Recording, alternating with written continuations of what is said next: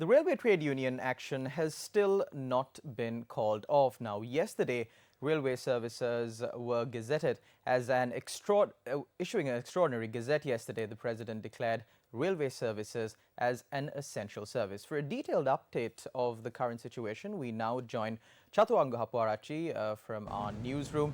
Chaturanga, what is exactly going on? The general public of this country are wondering day in and day out on how they are going to travel to work, how they are going to get back home. What is happening regarding the railway trade union action?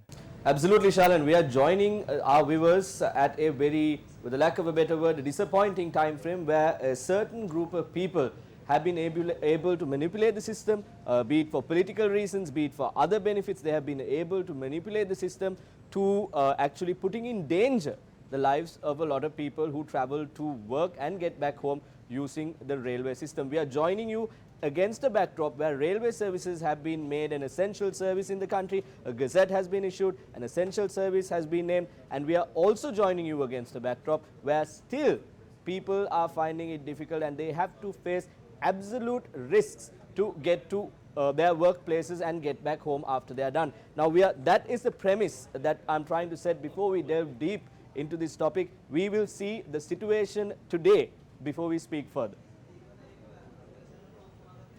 Notification declaring railway services an essential service was issued by President Maithripala Sirisena last night. Commuters were inconvenienced due to the strike action today as well.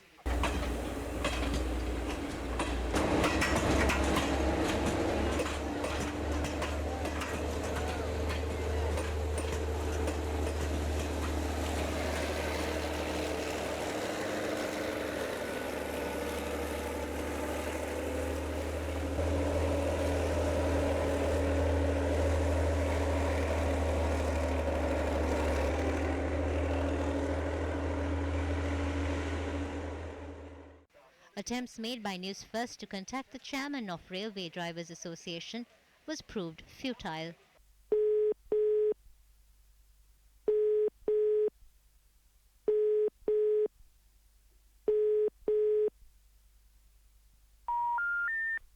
However, trade unions of the superintendent said despite railway services being declared an essential service, they will continue with their strike action until their demands are met.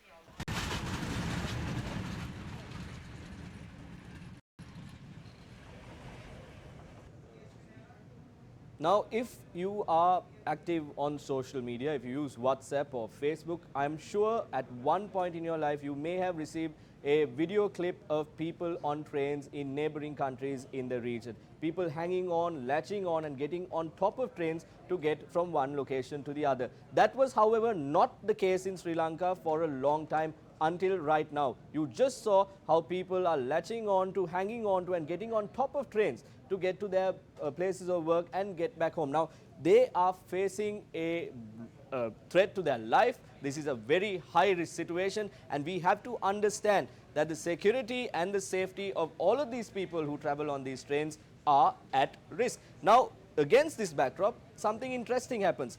We decide to bring the two trade unions representing the faction that is for the strike action and the faction that is against the strike action to come here to this very same location and have a debate about the reason as to why they are carrying out this protest and the strike action. To our dismay and to our amazement, here too they could not in fact lay out the foundation as to why the strike action was going on. Against such a backdrop, we see and we have reports to say that people in the management also are to a certain degree involved or letting these strike actions happen for the same political reasons that is being laid out by people who are connected to this. The people of this country are now very clearly aware of what is going on. The people of this country are very aware as to whether these strike actions are being done because there is an actual reason or whether these are being done because there is a presidential election in the corner and that there is political mileage that can be achieved through these strike actions. Now, from time to time, we have been trying to reach the Railways General Manager of Railways to get his comments with regard to the situation that the people are facing in this country, the commuters are facing in this country.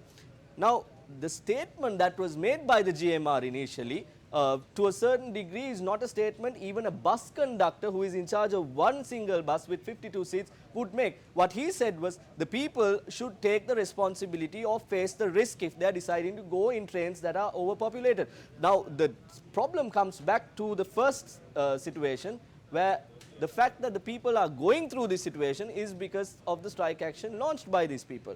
Now let's leave all of that aside. We today too tried to reach the GMR and to ask him, after this essential service has been named, after railway services was named an essential service, what is going to be the next step? Initially, it was said that 20 trains will be in operation today, but however, we have received reports that only 17 trains were in operation today. When we reached the GMR's office, there were barricades that had been put up and we were not able to actually talk to the GMR and get his reaction. This is what happened there. Let's have a look.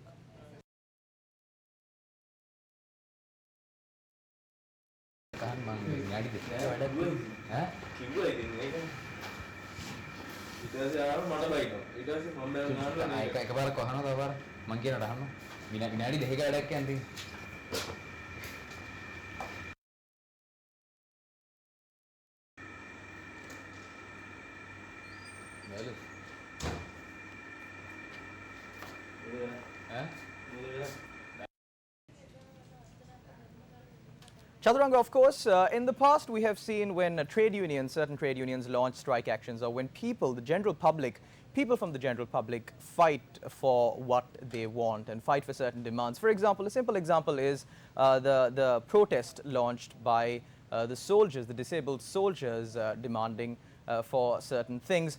We saw the general public coming and supporting them. You've been reporting on field on this matter. Do you see the general public coming and supporting these people? And what sort of a fate awaits these railway members of these railway trade unions once they get back to wherever they're working? Shalan, now again, this brings, you're asking a very good question, and this brings us to an interesting place, because Shalan, the people understand very well as to what is going on in the country. Sri Lankans are very well aware of what is going on, and even as you mentioned the veterans protest that was held in Fort, people were aware as to what was happening. Now there was this person with the king coconut water, things like that. The people very quickly picked up on those, and again the people are now coming forward and saying these are political reasons, and that is quite evident through the actions that are taken by the GMR, the railway employees, and everyone who is involved in this. Now this brings us to the other portion of the problem, Shalan and Rakhna, because when we are talking about the railway services, we have to now keep in mind that railway services have been named an essential service in the country. It is an essential service. Now when that happens, when the president of the country, the executive of the country decides that it is an essential service, then the situation changes. Now notices have been set to asking for all the employees to report back to work, because all the the holidays have been cancelled, because it is now an essential service. Against this backdrop, we reached out to a lawyer, a legal expert, and asked him what would happen if these employees do not report back to work when railways has been named as an essential service. This is what he had to say. When it is an essential service, the legal issues surrounding the functionality of the employees is the next problem. What is that? Under the law, after railway services were named as an essential service, if an employee does not report or obstruct someone from reporting to work through an act or by word obstruct the employees, it will be an offence punishable with a jail term. This could also include a fine, a jail term, and if the judge, in his opinion, thinks that this person is acting in a manner that obstructs this public service while knowingly intending to do so and is seriously affecting the general public, no matter who this person is, the judge can confiscate all his assets. If anyone fails to pay the fine, further action can be taken against them under this act. No employee can, by virtue of him being a member of a trade union, attempt to justify his action of not reporting to work or obstructing the activities or obstructing another employee from reporting to work. සේවය හරියාකාරව වාර්තා නොකර සිටීම සිද්ධ කළා කියන එක කිසිසේත්ම නිදහසට කාරණයක් නෙවෙයි. Now we all understand that the people who use the train to get to their places of work and get back home are people in the working class who go in the morning and come back in the evening.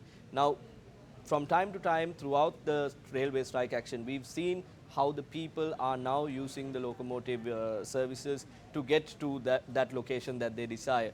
They're hanging on to their trains. As I said earlier, they're facing a huge risk. Now the question arises, against the backdrop where the president of the country has decided that railway is an essential service, what will happen if one person is injured or loses his or her life as a result of the strike action?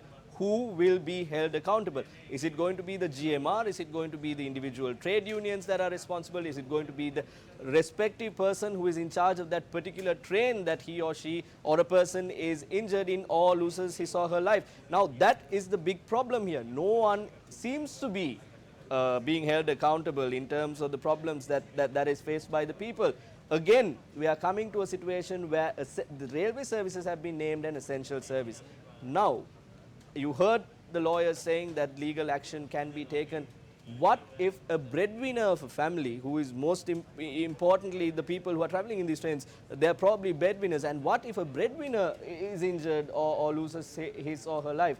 Then what happens? The whole family unit of that person will be affected as a result of these political decisions that are taken, these decisions that are taken based on political whims and fancies. Again, people, if you know someone who is involved in the railway sector, if you know someone who is an employee in the railway sector and that person is not reporting work, you can ask the question right now, what will happen to someone if he or she is injured? What will happen to someone if they lose their lives? What will happen to their family? Those are big questions that should be raised at this moment, because the government has now taken action, the Essential Services Gazette has been issued, and still we see this problem persisting. The families of these people who are carrying out this strike action should also be aware of something, and that is, when an Essential Service Gazette has been issued, even their personal assets can be affected, because that is the decision taken by the judiciary. The judiciary can take action here. You are actually in one way not letting the government function, and that is an oath that every government officer, every state sector official in this country has to adhere to. That oath that you take when you take up the job, and if you are not in accordance with that oath and the statement that you make, then you are putting the government at risk, thereby putting the country at risk, and we are now witnessing the results of your action. So you should be held accountable if you are not reporting to work even after an Essential Service Gazette has been issued. That is all we have in terms of this railway strike action today, but we will continue to report this story to you, and we will continue to bring the accurate figures and the accurate facts before you, so that the general public is aware of what is happening exactly in this country.